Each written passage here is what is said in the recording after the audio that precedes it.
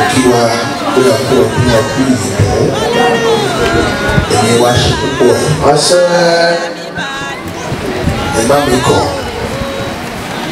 owó tá à ń ṣe kò ń ṣe bá ṣe fúnra wa ara gbé ohun ilé ayé ara gbé láyé o ẹni tí ò ara lé ayé gbé ilé ayé gbé o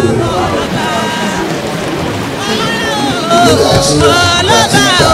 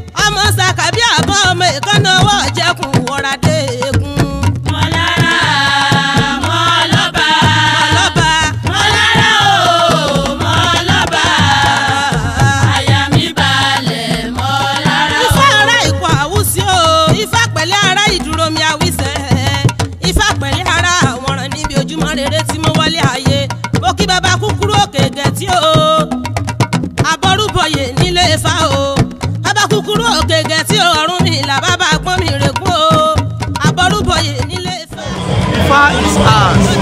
Ifa belongs to us as a human race. Here we are in Ile-Ife. Please bear this creation of all the parents started from.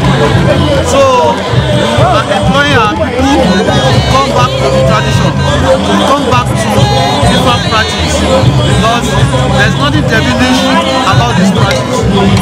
A lot of people are, they are misleading each other, saying that our traditional religion is devilish. But we want to assure them that there's nothing devilish in this. Everybody is enjoying the festival, and we pray that with the blessing of our ancestors, Ifa, all the Orisha, be with us, guide us throughout the festival and throughout the year. And we pray that as we celebrate this year Ifa festival, may Olodumare bring an end to pandemic. Àṣẹ Olódùmarè àṣẹ. So bí àwọn ará ilẹ̀ Mùsùlùmí wọ́n ṣe níṣẹ̀ṣe tiwọn, bẹ́ẹ̀ làwọn Ìgbò làwọn náà níṣẹ̀ṣe tiwọn, bẹ́ẹ̀ làwọn èèyàn dúdú náà làwọn níṣẹ̀ṣe tiwa. Kí wá ní ìṣẹ̀ṣe tiwa? Ifá níṣẹ̀ṣe wa, irúnmọlẹ̀ níṣẹ̀ṣe tiwa. Ó dẹ̀ fi àsìkò yìí tún rọ gbogbo àwa ọ̀dọ́ láti tàpá síṣẹ̀ṣe. Àbí ta máa ń rò pé bóyá gbogbo nǹkan ìṣẹ̀ṣe superstition ni. Ó fi àsìkò yìí rọ̀ wáyé pé ìṣẹ̀ṣe ò ń ṣe superstition o. Ẹ jẹ́ ká súnmọ́ bẹ̀ tá bá súnmọ́ nǹkan tí wọ́n ń ṣe àárín bó ṣe rí. Àwọn tó máa ń sọ pé ìṣẹ̀ṣe wà devilish, oríṣiríṣi òyìnbó, fetish, devilish, all sort of grammatic thunder. Àrọ̀ wáyé pé ìṣẹ̀ṣe ò rí bẹ́ẹ̀ o. Ìṣẹ̀ṣe ni ìmọ́lẹ̀, ìṣẹ̀ṣe ni ọ̀nà, ìṣẹ̀ṣe ni àgbà, ìṣẹ̀ṣe dẹ̀ ní iye, ìṣẹ̀ṣe dẹ̀ ní ìwà rere. Ẹni tó bá wà nídìí ìṣẹ̀ṣe á níwà rere, tó bá ti níwà rere á nígbàgbọ́. Inú ìwà rere ní gbogbo nǹkan wà. Bàbá wa ẹ mọ̀ jẹ́ ó bàjẹ́ ẹ̀sìn ìṣẹ̀ṣe o, ọ̀dọ̀ wọ́n ẹ̀yìn bàbá wa. Ifá olókun asọ̀rọ̀ dayọ̀ dákun jọ̀wọ́ jẹ́ nígbà rere. Ìgbà kan lọ ìgbà kan bọ̀, ìgbà kan lèmi Àṣàbí ọ̀jẹ̀ ń lò lọ́wọ́lọ́wọ́. Àní k'Olódùmarè kó jẹ́ nígbà rere nílé ayé wa. Ìgbà kan bọ̀ táwọn lẹ́yìn ọ̀dọ̀ ọ̀gá àṣà ọmọ sàlẹ̀ wa. K'Olódùmarè kó jẹ́ nígbà rere. Ifá ní ìtarúkú láwọn òtarúkú o, ìtarúkú láwọn òtarúkú, ìtarúkú tátátá. Adíá fún ìgbà sáwọ́ ọ̀dẹ ọ̀yọ́ ọjọ́ sí. Ìgbárúlá ìgbárú kan o, ìgbárùsù tàkìtàkì. Ifá jẹ́ gbogbo owó nígbà tó dára nílé ayé o.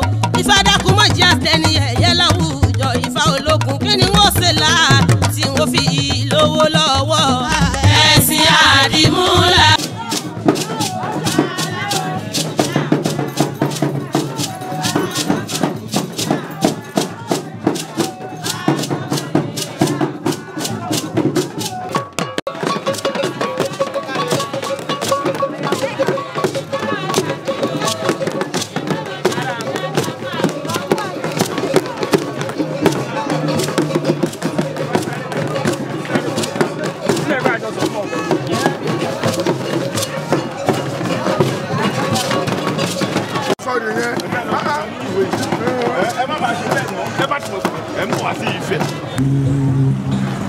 Ǹjẹ́ ìfẹ́ dé o?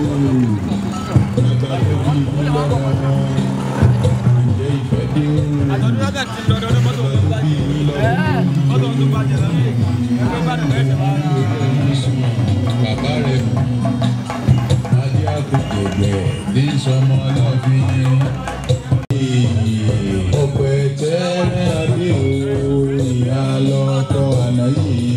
Ọ̀pẹ tẹ́rẹ́ adé, ìyá lọ́tọ̀ àná yìí. Ọ̀pẹ tẹ́rẹ́ àmọ̀dé o, ṣe bí ìyá lọ́tọ̀ àná yìí.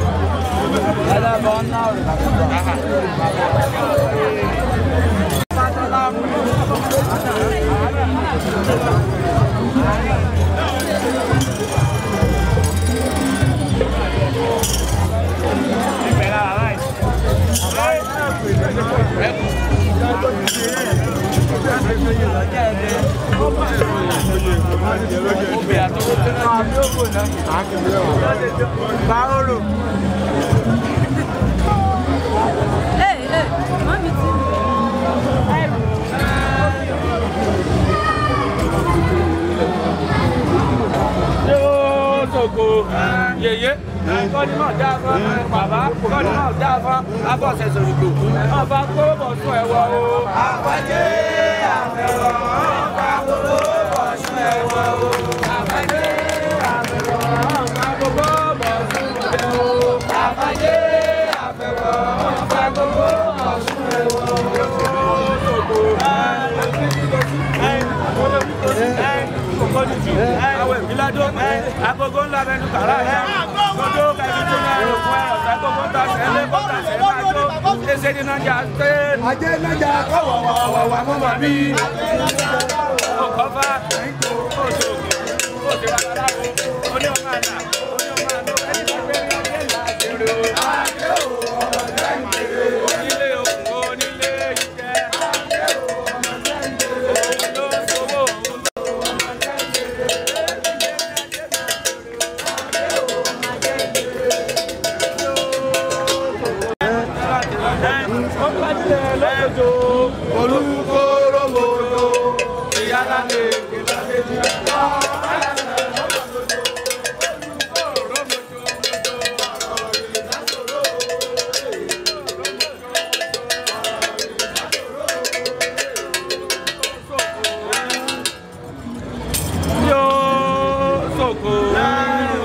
yóò fèfé babaláwo ajá ìdíbàkájá wọn gbógun rèlú kẹkẹ gbógun rèlú lóde wọn ṣe ọmọ ọgbẹ àti ṣèyí mọ òrìṣà dòrò ewé lóde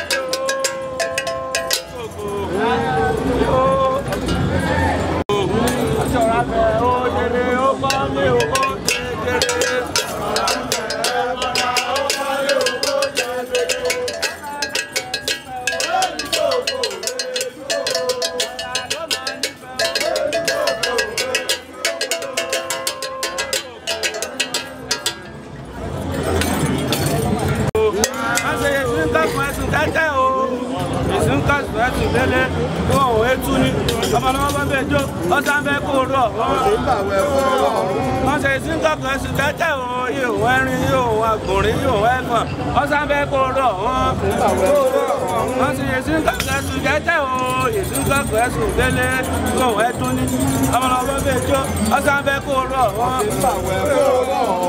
ẹ̀dún ṣe sí ẹ̀dún faraya ìgbésí ní ìgbésí onírun lóbi balẹ̀ ìgbẹ́gbẹ́jọ́ lóbi tọ́ ọmọlọ́wọ́ ọ̀sán bẹ́ẹ̀ kó rọ̀ wọ́n ṣe ọdún rẹ̀ kọ́dún mọ́mọ́ ránró wọ́n ṣe ọ̀rọ̀ ẹ̀dùn pàkàkà ẹ̀dùn o ẹ̀dùn alákàkà.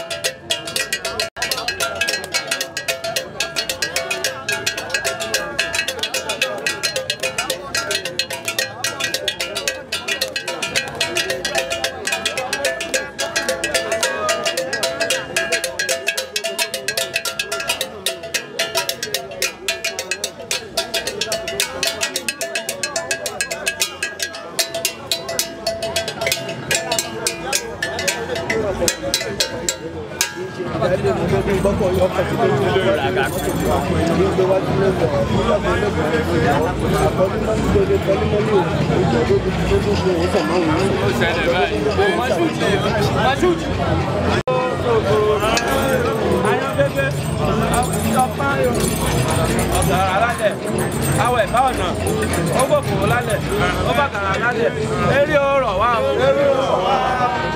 Àràbà ń tàṣẹ ọ, eré ọ̀rọ̀ wá o. Àràbà ní bàbá o. Àràbà ní bàbá o. Àràbà ní bàbá o.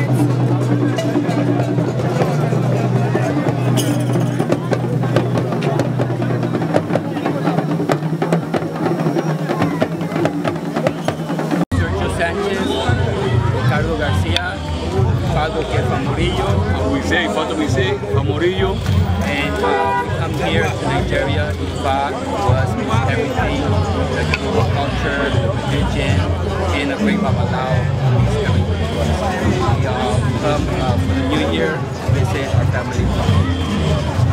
How long have you been doing this? I recently, a year ago, I came and became a Babalao. He's been here, he's been doing it for a long time. He's from Cuba, so he's already been a Babalao. Okay, what word do you have for Nigeria? My name's Oluwo Dr. Fashola Fani Babatunde, the CEO of Ancestral Pride Temple Limited and the founder of Ancestral Pride Foundation, the foundation promoting African cultural heritage. So, I'm also the official of Ode Ota, Holy Kingdom. We are here today to celebrate the annual World Ifa Festival. Ketashe 2021. Well, as we all know, that Ifa is a universal thing. Everyone here, as you can see the crowd, we are here to celebrate World Ifa Festival. The reason why we are here, the importance of this Ifa Festival is one, to bring peace and unity among the traditionalists, among the whole world. Because in Ifa practice, there is no discrimination. Another thing that it is paramount to us today is that during the Ifa festival like this, you can see as the town of Ife is, bubbling, faster, things are unfolding, there is joy over everyone's faces. Everybody is enjoying the festival, and we pray that with the blessing of our ancestors, Ifa, all the Orisha, be with us, guide us throughout the festival and throughout the year.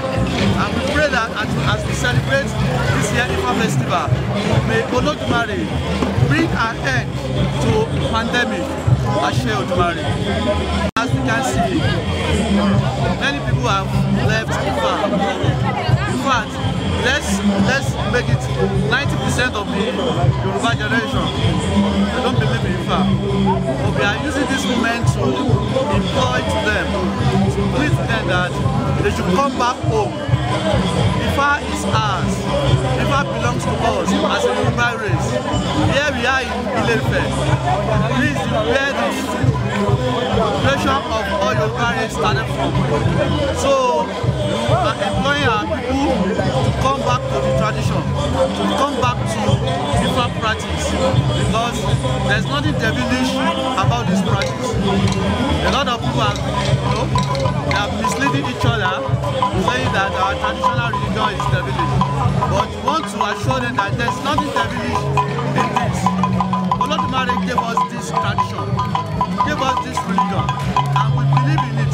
So also we want our people from different perspectives, from different religions, come back to Ifa and celebrate with us and practice Ifa with us. Olúwo Dr. Fashola Faniyi Babatunde, tí mo jẹ́ olùdásílẹ̀ Ancestral Pride Temple Limited àti Ancestral Pride Foundation tó ń gbé àṣà ìṣe àwa ènìyàn dúdú lárugẹ. Mo wá síbi lẹ́yìn inú mi dùn wípé Olódùmarè ó kà mí yẹ mọ́ àwọn tí ó máa ṣe ayẹyẹ ọdún Ifá ti ọdún 2021. Mo dẹ̀ ṣe níwòde fún gbogbo wa wípé aṣọdúnmọ́dún làwọn aṣọdúnmọ́dún, aṣọrògbòrò làwọn aṣọrògbòrò, ìrún àkànnàmàgbò kì í pọ́dúnjà àmáwù àní pọ́dúnjà o, ọdún òní pa wá jẹ. Kí ni ìṣẹ̀ṣe? Ìṣẹ̀ṣe jẹ́ ohun tí adáyébá. Ifá kan sọ nínú Ògúndá Ẹ̀rìn, ó ní òkú súnà dénà rí ọ̀sà ṣúlẹ̀ gbẹ́lẹ̀gbẹ́, ìdàṣán aláṣán araṣán, ìdàṣán aláṣán araṣán, ìwòrò oríṣà àròṣù mẹ́rin, àgbàǹgbà màléwò tẹ̀yìn ọ̀rọ̀ wọ́n ní kó òṣùwọ̀n, wọ́n bá dúró tán wọ́n ṣubú yẹ̀kẹ̀ wọ́n fi nù kọ̀dé àfihàn jápé. Ìṣẹ̀ṣe ni wọ́n ṣe bá fún tíṣe olórí orò lóde ìsálàyé, ìṣẹ̀ṣe ni wọ́n ṣe bá fún tíṣe olórí orò níwàrún, ìjẹ́talẹ́ ní ìṣẹ̀ṣe, Ọlọ́run ọba ní ìṣẹ̀ṣe, ilẹ̀ rẹ̀ ìṣẹ̀ṣe, bàbá ẹ̀ ní ìṣẹ̀ṣe, ìyá ẹ̀ ní ìṣẹ̀ṣe, Ifá ní ìṣẹ̀ṣe, gbogbo orúmọlẹ̀ pátá ní ìṣẹ̀ṣe, ìjẹ̀kí làwa ń bọ nílẹ̀ ìkárá tó tu ní ìṣẹ̀ṣe, là ń bọ nílẹ̀ ìkárá tó tu ní ìṣẹ̀ṣe. Ẹni pé Odùfáyọ̀ ó ti sọ pé kí ni ìṣẹ̀ṣe, bàbá ẹ̀ ní ìṣẹ̀ṣe. Ìwọ tó bá ti ní bàbá, tó bá ní òun ṣoníṣẹ̀ṣe, òun tọrọ ẹ̀jẹ̀ ni o. Ìwọ tó bá ní ìyá, tó bá ní òun ṣoníṣẹ̀ṣe, òun tọrọ ẹ̀jẹ̀ ni. Pàápàá jùlọ tó ti ní òkú lóde ọ̀run. So tó wá pátápátá orílẹ̀-èdè àgbáyé pátápátá, gbogbo ala jẹ́ oníṣẹ̀ṣe. So bí àwọn ará ilẹ̀ Mùsùlùmí wọ́n ṣe níṣẹ̀ṣe tiwọn, bẹ́ẹ̀ làwọn Hebrew làwọn náà níṣẹ̀ṣe tiwọn, bẹ́ẹ̀ làwọn èèyàn dúdú náà la níṣẹ̀ṣe tiwa. Kí wá ní ìṣẹ̀ṣe tiwa? Ifá ní ìṣẹ̀ṣe wa, irúnmọlẹ̀ ní ìṣẹ̀ṣe tiwa. Mo dẹ̀ fi àsìkò yìí tún rọ gbogbo àwa ọ̀dọ́ tá a ti tàpá sí ìṣẹ̀ṣe, àbí tá a máa ń rò pé bóyá gbogbo nǹkan ìṣẹ̀ṣe superstition ni. Mo fi àsìkò yìí rọ̀ wá yìí pé ìṣẹ̀ṣe ò ń ṣe superstition o. Ẹ jẹ́ ká súnmọ́ bẹ̀, tá a bá súnmọ́ nǹkan tí wọ́n ń ṣe, àárín bó ṣe rí. Àwọn tó máa ń sọ pé ìṣẹ̀ṣe wà devilish, toríṣiríṣi òyìnbó, fetish, devilish, all sort of grammatical blunder. A rọ̀ wá yìí pé ìṣẹ̀ṣe ò rí bẹ́ẹ̀ o. ìṣẹ̀ṣe ni ìmọ́lẹ̀, ìṣẹ̀ṣe ni ọ̀nà, ìṣẹ̀ṣe ni àgbà, ìṣẹ̀ṣe dẹ̀ ní iyè, ìṣẹ̀ṣe dẹ̀ ní ìwà rere. Ẹni tó bá wà nídìí ìṣẹ̀ṣe á níwà rere, tó bá ti níwà rere á nígbàgbọ́. Inú ìwà rere ní gbogbo nǹkan wà. Tẹ́ bá wò àwọn onígbàgbọ́ wọ́n máa ṣe ìkéde faith, ìgbàgbọ́, belief. Àwọn onímàlẹ̀ àwọn yẹn á sọ pé ẹ̀sìn àlàáfíà. Ṣùgbọ́n àwọn ní ìṣẹ̀ṣe ìwà rere, good character. Nínú ìwà rere, ẹni bá ní ìwà rere lẹ máa rí ìgbàgbọ́ lára ẹ̀. Ẹni bá ní ìwà rere lẹ máa rí ẹ̀mí rere lára ẹ̀. Ẹni bá ní ìwà rere ló máa ní àlàáfíà, lẹ máa rí àlàáfíà lára ẹ̀. So àwọn oníṣẹ̀ṣe ní ìwà rere. So àwa la kó gbogbo wọ̀nyí papọ̀. Mo ṣe ní wèrè pé a ti ṣọdún yìí, a ṣe tẹ̀mí towó tọmọ tàbí tí ṣe bá lè ọ̀rọ̀ ẹ̀làbọ̀rú ẹ̀làbọ̀yè ẹ̀làbọ̀ ṣiṣẹ́.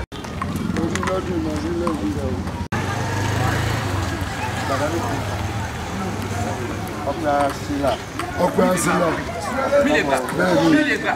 Lókè Gẹ̀ẹ́sì.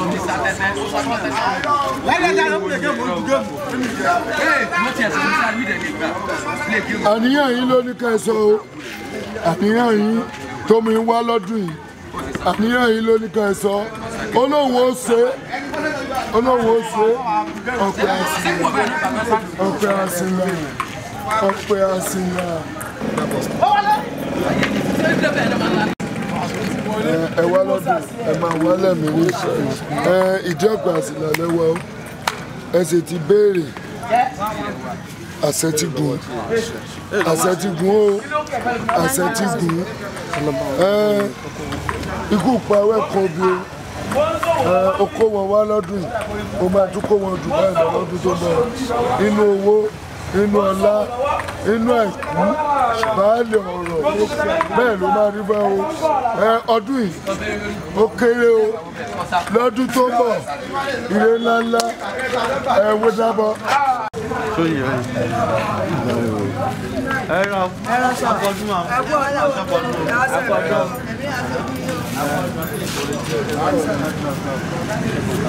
Adúwálọ́dún káwálẹ̀ mí o, dúkú tó fún wa, báyọ̀ báyọ̀ fún wa báyọ̀. Àwọn táwa báyìí ká padà sí alúkàyà ṣiṣẹ́.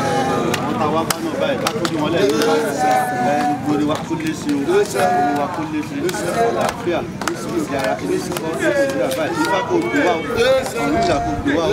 Irú kọ̀ọ̀kan ta fún sọ pátá tó wá sí ẹ̀ lọ́dọọdún báyìí ẹ kó wá dùn wá báyìí.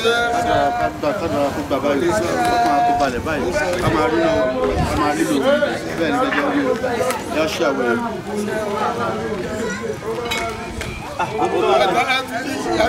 Ẹlẹ́lọ́pẹ̀ àdúgbò ẹ̀kọ́ sí mo kí nìyẹn ni mi ò tí ì rí ìtòjú ọmọ kí nìyẹn. Ẹ lè jàjẹ pọ̀ bí àdán. Ẹ̀kọ́ kọ́ kí fákẹ́ forí balẹ̀. Aláàrú lọ ẹ̀ máa lówó lọ. Ọ̀gá kìsì bẹ́ẹ̀ kí ẹ bá yà yọ ayé rẹ̀ máa ń yà máa yà ẹ máa láyà máa yà.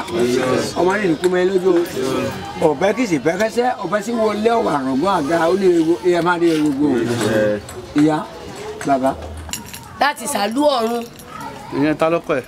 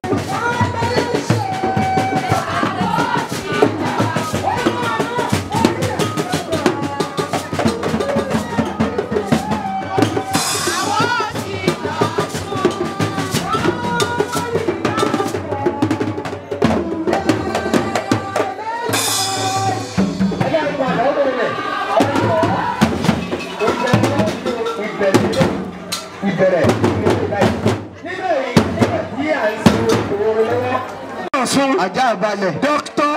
Olúṣèyí Àtàndá àwọn náà sì wọlé. Bẹ́ẹ̀ ẹ bá ń pa àtẹwọ́ ọ̀dọ̀ bá wà tí gómìnà tó ń ṣe àdúgbò lọ́wọ́ ni. Ọ̀gẹ̀dẹ̀ kápẹ́ ní ọ̀dọ́ àwọn alábẹ̀bẹ̀ ìlú àkọ́kọ́ jẹ́ bọ́ọ̀lù nílẹ̀ ẹ̀fẹ̀ àwọn èrò.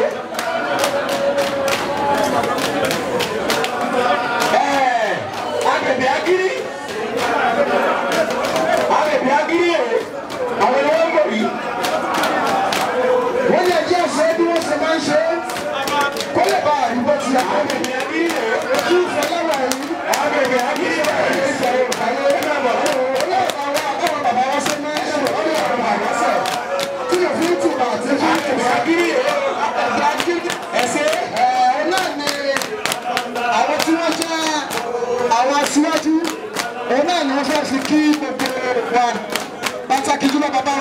àgbà àgbáyé olùṣẹ̀ṣe àgbà owó olóyè ọgbẹ̀rẹ̀ láàfin o. Àràbà olè jẹ́ ìbálọ́ndà. Ìbálọ́ndà àràbà olè jẹ́ ìbálọ́ndà. Ìbálọ́ndà àràbà olè jẹ́ ìbálọ́ndà. Àràbà olè jẹ́ ìbálọ́ndà.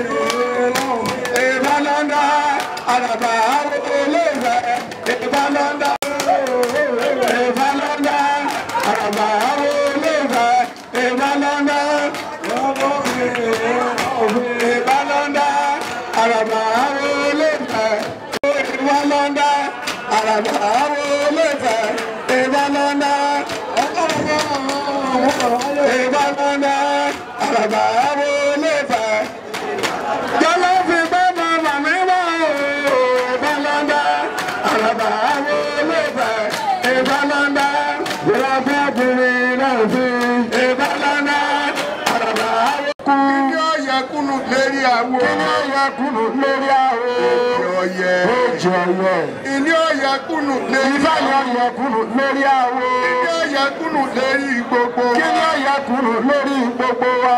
Èjì ọ̀yẹ́. Èjì ọ̀yẹ́. Ìní ọ̀yẹ́ kùnù ìfàyè ọ̀yẹ́ kùnù lórí gbogbo wa. Ìjọba Gbéga Oyètọ́lá kò ní wó. Àwùṣe o. Àṣeyọrí ni ó ṣe o. Àwùṣe bẹ́ẹ̀. Àṣeyọrí ni ó ṣe. Àwùṣe o. Ní agbára lọ́wọ́ Ọlọ́run, ní agbára lọ́wọ́ Olódùmarè Ẹlẹ́dàá yóò ní takò. Àwùṣe àfọ̀. Ní takò wá. Àwùṣe àfọ̀gbọ́n. Orí ìyá ọba ṣe. Àwùṣe àfọ̀gbọ́n. Orí bàbá ọba ṣe. Àwùṣe bẹ́ẹ̀. Nàìjíríà wà ní dàrú lápapọ̀. Àṣẹ o. Ilẹ̀ Yorùbá ò ní bàjẹ́ o. Àwùṣe àfọ̀gbọ́n. Ilẹ̀ Yorùbá kò ní bàjẹ́. Olódùmarè ọba wa túnlẹ̀ Yorùbá ṣe bí à ń sọgbá. Àwùṣe o. Àmùrèsẹ́sẹ́ awọ ẹ̀bá ọ̀nà. Àmùrèsẹ́sẹ́ awọ ẹ̀bá ọ̀nà. Adébáborí àtẹ̀tẹ̀ nínú. Àtẹ̀tẹ̀ gbé níjòrìṣà. Àtẹ̀tẹ̀ gbé níjòrìṣà. Kí ló dá mi tí mo fi lájẹ́? Kí ló dá mi tí mo fi lájẹ́? Orí mi ni. Orí mi ni. Ẹ bá ń dúpẹ́ lọ́ àmùrèsẹ́sẹ́ awọ ẹ̀bá ọ̀nà. Ẹ bá ń dúpẹ́ lọ́ àmùrèsẹ́sẹ́ awọ ẹ̀bá ọ̀nà. Kí ló dá mi tí mo fi láya? Kí ló dá mi tí mo láya? Orí mi ni. Ẹ bá ń dúpẹ́ lọ́ àmùrèsẹ́sẹ́ awọ ẹ̀bá ọ̀nà. Ẹ bá ń dúpẹ́ lọ́ àmùrèsẹ́sẹ́ awọ ẹ̀bá ọ̀nà. Kí ló dá mi tí mo bímọ? Kí ló dá mi tí mo bímọ? Orí mi ni. Orí mi ni. Ẹ bá ń dúpẹ́ lọ́ àmùrèsẹ́sẹ́ awọ ẹ̀bá ọ̀nà. Ẹ bá ń dúpẹ́ lọ́ àmùrèsẹ́sẹ́ awọ ẹ̀bá ọ̀nà. Kí ló dá mi tí mo kọ́lé? Kí ló dá mi tí mo kọ́lé? Orí mi ni. Orí mi ni. Ẹ bá ń dúpẹ́ lọ́ àmùrèsẹ́sẹ́ awọ ẹ̀bá ọ̀nà. Ẹ bá ń dúpẹ́ lọ́ àmùrèsẹ́sẹ́ awọ ẹ̀bá ọ̀nà. Kí ló dá mi tí mo fi níre gbogbo? Kí ló dá mi tí mo ní? Orí mi ni. Ẹ bá ń dúpẹ́ lọ́ àmùrèsẹ́sẹ́ awọ ẹ̀bá ọ̀nà. Ẹ bá ń dúpẹ́ lọ́ àmùrèsẹ́sẹ́ awọ ẹ̀bá ọ̀nà. Jàjà àwọn náà ni olórí ilẹ̀ Yorùbá kájẹ pé gbogbo àgbáyé kò wà ní bàjẹ́ lórí wọn. Àwùṣe àfọ̀gbọ́n. Kò ní bàjẹ́ lórí wọn. Àṣẹ bẹ́ẹ̀. Olódùmarè ọba ni túnlẹ̀ Yorùbá. Ilẹ̀ Yorùbá àní rágò àní dèrò ẹ̀yìn o. Àwùṣe o. Níná lílò jíjẹ múmu kò ní wọ́n wá o. Àwùṣe o. Èdè wọn bọ̀ lẹ́gbẹ̀ẹ́ wọn bọ̀ láàrin Ọlọ́run Ẹlẹ́dàá ẹ bá ní ṣẹ́gun náà. Àṣẹ. Ẹlẹ́dàá ẹ bá ní ṣẹ́gun náà. Àṣẹ. Ìgbà ọmọlẹ̀ ẹ bá ní ṣẹ́gun náà. Àṣẹ wà. Ẹ wá bá ní pẹ̀tù sáwọn tí a ń wúwo bí ẹ bá ní pẹ̀tù sí wọn lọ́kàn. Àṣẹ. Ẹ bá ní pẹ̀tù sí wọn lọ́kàn. Àṣẹ. Ẹ má jẹ́ Nàìjíríà bàjẹ́. Àṣẹ. Orílẹ̀-èdè kọ̀ọ̀kan ẹ má jẹ́ ó bàjẹ́. Àṣẹ. Ìpínlẹ̀ kọ̀ọ̀kan ẹ má jẹ́ ó bàjẹ́. Ẹ wá ṣàánú wa ayé béèrè pọ̀lọ́ ń wádà. Ẹ bá ní pẹ̀tù sí gbogbo àwọn tí ń ṣe bí ẹ pẹ̀tù sí wọn lọ́kàn. Àwa ń tọrọ ni àwa ń bẹ̀bẹ̀ ni. Ẹ wá bá wa rọ̀ wọ́n. Ẹ wá bá wa rọ̀ wọ́n. Ẹ má jẹ́ àrógun. Ẹ má jẹ́ àrọ́tẹ̀. Ẹ jẹ́ yóò nìkọ̀ọ̀kan wó kún. Ẹ jẹ́ kan wá balẹ̀. Ọdún tá a wá sí ẹ má jẹ́ àfisòpin. Ọdún tá a wá sí ẹ má jẹ́ àfisòpin. Àbọ̀rú ẹ̀làbọ̀yè ẹ̀làbọ̀ ṣíṣe o. Èpo àtọ àsúre. Ìfà kọ́tà tí lè ṣe fún wa. Lọ́dún yìí àyè ọ̀rọ̀ ẹlẹ́sìn Ọ̀yọ́ bàrà pẹ̀tù. Ọdún ni mo ti pọ̀ kì í fà o. Iye mo ti pọ̀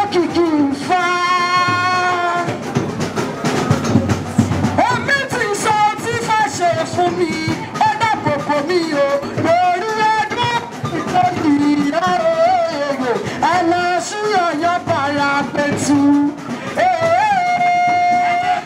Kìkì ìfà. Ẹjẹ́ ká fọ kìkì ìfà o. Tí wọ́n ṣe fún wa. Tí wọ́n ṣe fún wa. Àwọn ti yàn o. Tí ọjọ́ bàrà pẹ̀tù. Ojú kìkì ti lọ.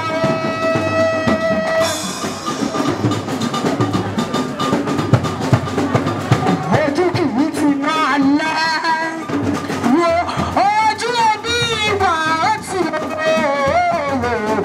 àròjọ ṣàmọ́jú aṣọ. Ojú kìí ti fìtílà. Ojú kìí ti máa lá.